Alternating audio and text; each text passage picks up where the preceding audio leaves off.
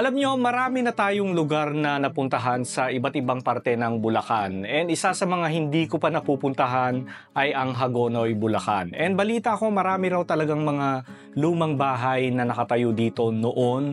Pero ngayon, iilan na lamang ang natira. Kaya ngayong araw ng Friday mga kaijubero, samahan nyo ko, pasyalan natin ang Hagonoy, Bulacan.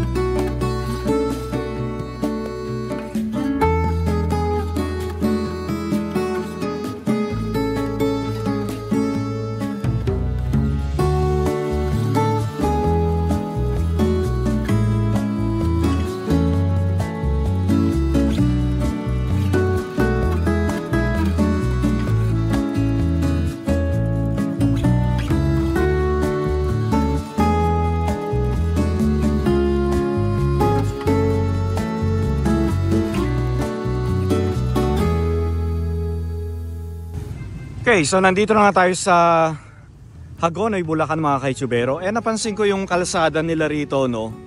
Medyo tumaas na ng konti.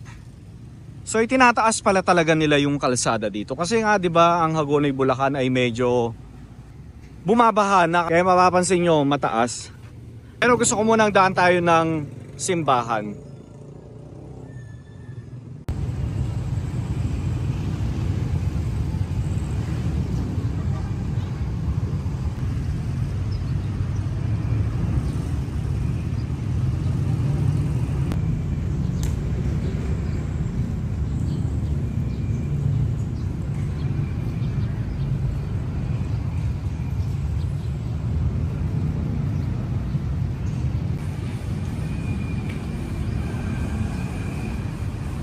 Halika, pasok tayo ng simbahan.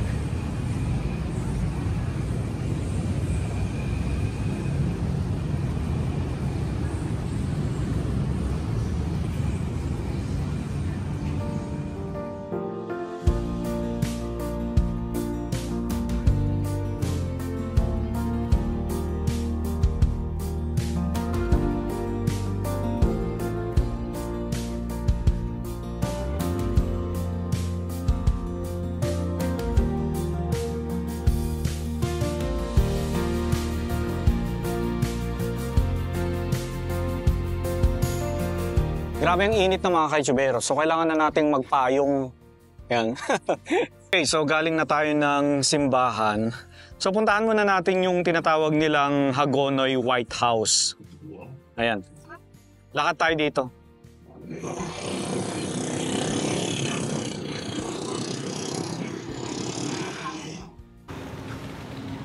Okay, medyo baha na rito.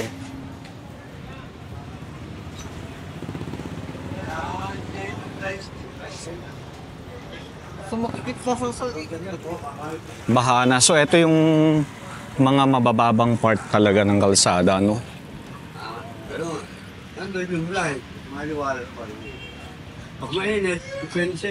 So yung bahay na pupuntahan natin, ito lang siya, yung tinatawag nilang Hagonoy White House o Damasa Ancestral House na itinayo 1927.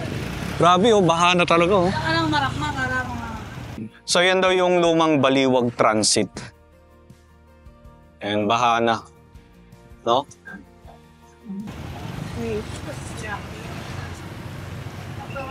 So eventually, patataasin din nila itong part na ito ng kalsada na ito. Kasi dun sa harapan ng simbahan, mataas na yung kalsada, no?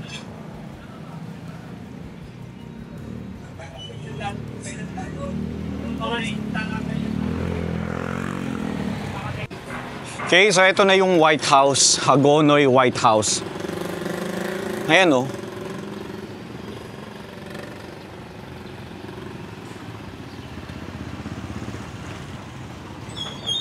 Lapit tayo doon. Minabahaan na din. Pero ang ganda, oh. Ang ganda ng style, architectural style ng bahay, no? Ayun, oh. Grabe, no? Siyempre, dati hindi naman talaga bumabaha dito sa Hagonoy. Pero siyempre, dahil nga dun sa tinatawag na climate change, and umaabot na talaga yung baha sa kalsada. And makikita nyo naman sa bahay na ito, no, talagang palubog na, no?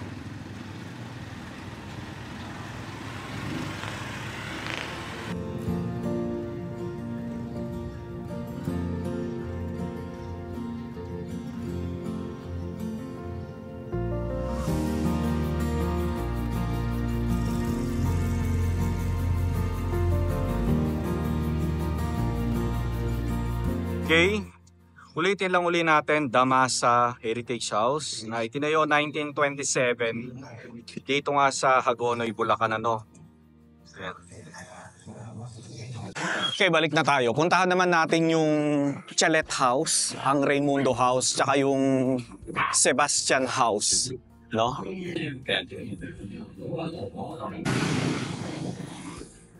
Rural Bank. Baha na din.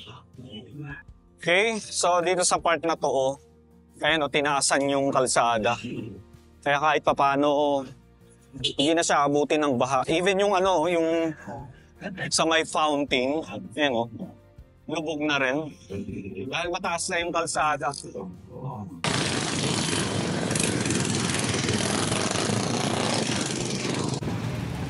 Okay, so ito naman yung bahay na sinasabi ko.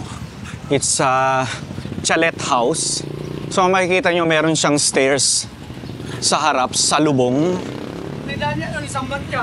So itinayo ito mga around 1900s din, during the American era.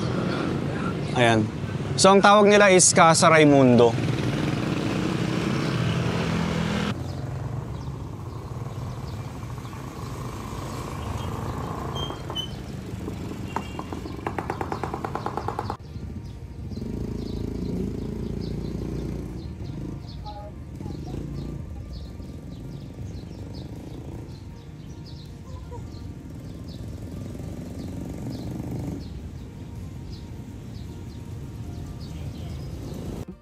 Okay, so pag-aari pa rin ito ng mga descendant ni Raimundo, no? Ayan. So marami na rin tayo na i-feature na chalet house kung saan-saan, especially yung nasa Negros Occidental, ano? Ayan. Okay, diretso lang tayo mga kaichubero. Puntahan naman natin yung bahay ni Don Francisco Sebastian. Ayan. So kahilera lang ng Raimundo House, ano? Okay, so ito na yun mga kaichubero. Dito sa may kanan natin. So ang bahay na ito, ulitin ko lang, Don Francisco Sebastian. Pero ito ay pinatayo ni Don Victor at Doña Eugenia Sebastian. No, tapos dito lumaki si Francisco Sebastian, na unang mayor ng Hagonoy, Bulacan. Ayan, so ito yung bahay niya. Pero ito ay pag-aari pa rin ng mga descendant ni Don Francisco Sebastian. So may nakasulat na the property is not for sale. Bakit meron bang bumibili?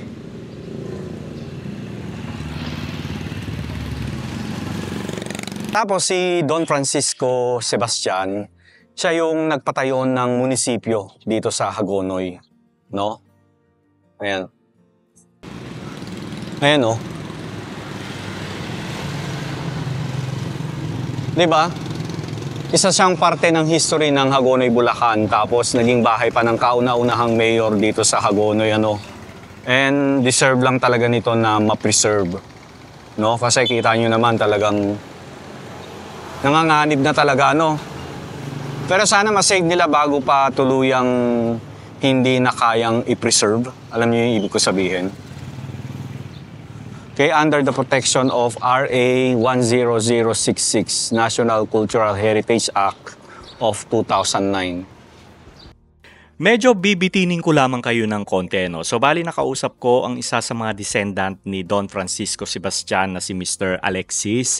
And nagpaalam tayo kung pwede niya ba tayong i-tour sa kanilang bahay, ano? And taus-puso naman niya tayong tinanggap. Ayan, kaya maraming salamat kay Mr. Alexis. Kaya abangan nyo yung ating part 2 kasi medyo mahaba-haba ito. Okay? So ito yung Municipal Hall ng Hagonoy, Bulacan. And binabaha na rin sila rito sa loob. Oh. Ngayon, mababa na kasi. Okay, so ito yung marker, Municipal Building. Ayan, Francisco Sebastian, Municipal President.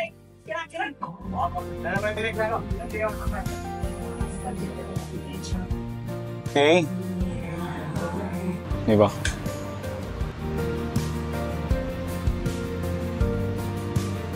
Okay, so nandito tayo sa Emilio G. Perez Memorial District Hospital. Meron ditong isa pang lumang bahay, ayan oh. Pero hindi ko sure kung kanino ito. No? Ayan oh. Bahay na ba to din?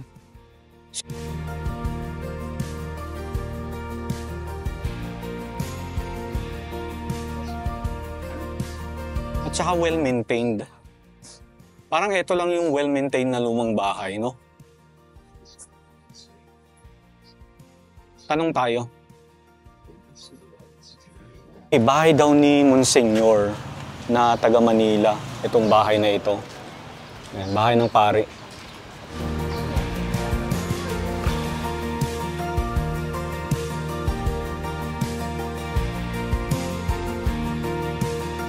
Okay, so meron na siyang abang na drainage dito sa kalsada na ito. Tapos ito tatambakan na ng semento, no?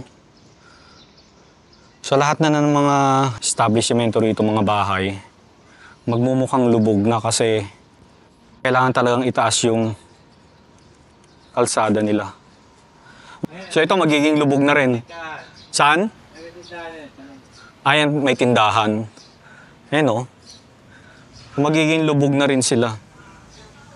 Kung sakasakali, no?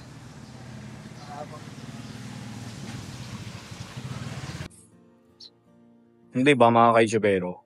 So okay na rin na tataasan nila yung mga kalsada dito sa Hagonoy kesa naman yung hindi na tuluyang madaanan. Yun nga lang ang problema talaga yung mga establishmento. Sila yung mapupuno ng baha kasi sila na yung mababa.